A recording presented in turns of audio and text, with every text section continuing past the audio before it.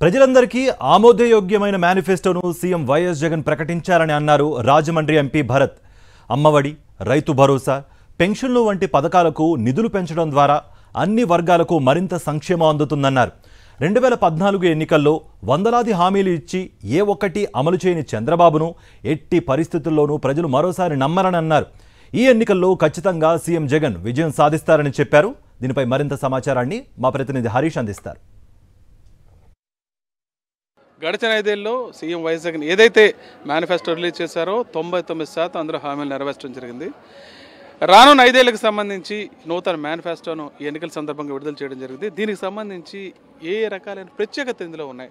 ప్రధానంగా గడిచిన 5 సంవత్సరాలు ఏదైతే చెప్పారో 100% చేసి చూపించారు. ఈసారి అలా చేయబోతున్నారు. ఇవాళ గౌరవ ముఖ్యమంత్రి జగన్మోహన్ రెడ్డి గారు ఇచ్చిన మేనిఫెస్టో చూసినట్టయితే ఇవాళ ప్రజలందరికీ కూడా జగనన్న ఏం చెప్తాడా అని ఎదురు చూస్తూ ఉన్నారు.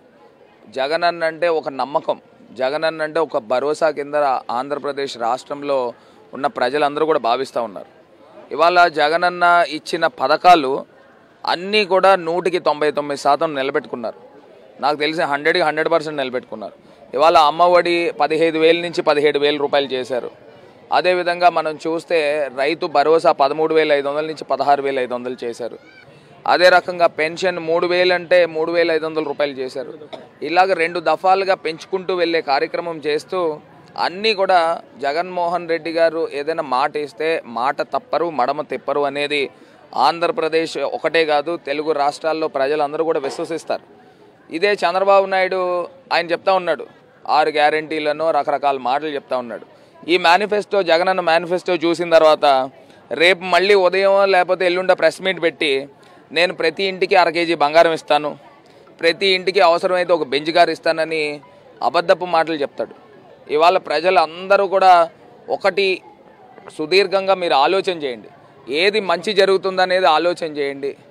ఆలోచన చేసి దానికి తగ్గట్టు నిర్ణయం తీసుకోండి. ఎందుకంటే ఈ 5 సంవత్సరాల్లో జగన్మోహన్ రెడ్డి గారు ప్రతిదీ కూడా చెప్పినట్టు చేశారు. గతంలో చంద్రబాబు నాయుడు గారు సీఎం కుర్చీ ఎక్కడం గురించి 2014లో అన్ని అబద్ధపు మాటలు.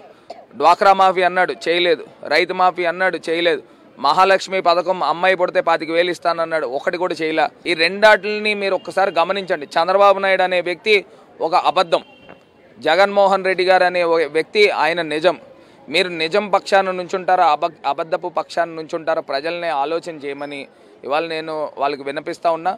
జగనన్నని మరొకసారి ధన్యవాదాలు తెలుపుతూ ఉన్నాం. ఆంధ్రప్రదేశ్ రాష్ట్ర ప్రజల తరపున ఆయన ఇచ్చిన మేనిఫెస్టోలో ఒక మంచి బజ్ ఉంది, ఒక మంచి వైబ్ ఉంది. ఇది కాకుండా సున్నా వడ్డీ కూడా గతంలో 1,50,000 రూపాయలు సున్నా వడ్డీ